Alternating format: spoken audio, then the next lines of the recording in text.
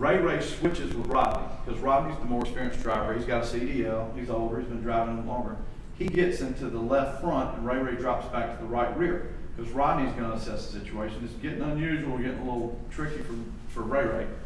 So Rodney gets on the left side of the right lane, and he says that he looks around to see if there's any way they can get around this guy, because he's driving erratically. He's already weaved over to the other lane. He's hit his brake twice. And he said when he looks into the side mirror that Mr. Hensley is looking dead at him. And he said as soon as they made contact, he slams on brakes. He doesn't skid, but he hit the brake hard enough to where the back of the truck goes up. And they had literally had to slam on brakes to avoid crashing into him.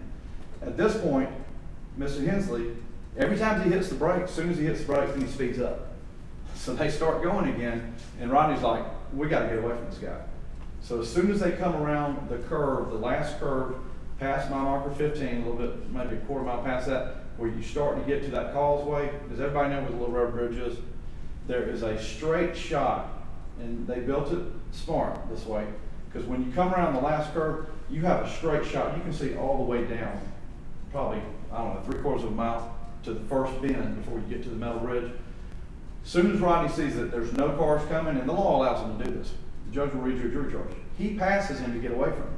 He takes a wide berth, making sure the guy's not going to weave over him. He gets past him. He safely passes and re-enters the lane of traffic. At this point, Ray Anderson testified under oath, and we will read his deposition, that when Mr. Anderson passed Hensley safely and got back into the right lane, Ray himself then pulls out to pass. And when he did that, Mr. Hensley gassed it and sped up and also went over a little bit to prevent him from passing. And the next thing he knew, he sees Rodney's tailpipe flying up into the air, comes over the truck. He said he didn't know what happened because Mr. Hensley's brake lights never came on, and he didn't see the impact because the truck was in the way. But he knew Rodney had safely passed him because he saw that. So the next thing he sees his uncle's body rolling up on the hood of the car. And he goes, oh my God, he hit it. And when that happened, Mr. Hensley jerked left and threw Rodney off the car. And when he did so, he ran over his back leg, his right leg at the medial malleolus, that lump on your ankle, crushed it, crushed his tib bone, his fib bone. You heard comments that it was an ankle injury. It's a leg and an ankle injury. It's as bad as it gets, on top of the articular surface. In any event, that didn't stop Mr. Hensley. He continued to drive the truck. He didn't stop. He kept going. Not only did he keep going, he continued to drive into the opposite lane, back into the right lane, and then back into the left lane. And what happened was, when he hit Mr. Hensley, when he hit Mr. Anderson, the bumper of his truck somehow embedded into the tire, and it locked it together, and he was pushing that truck, and it was riding like somebody was on it, but nobody was on it. It was riding down the road, just like with the truck pushing it back like that, and he was going in and out, in and out. He was trying to get away, but the bike was preventing his getaway. So when he gets several hundred feet down the road, there's a dispute over how many feet it was, but the trooper took, there's a video dash cam, and he diagrammed the scene. Expert witnesses have been out there. The two experts say that it's somewhere between 200 and 230 feet. But anyway, that's a long ways down the road. What happens next is Mr. Hensley then stops his truck in the opposite lane, in the left lane. And I mean, there's nobody blocking traffic. He's just in the left lane.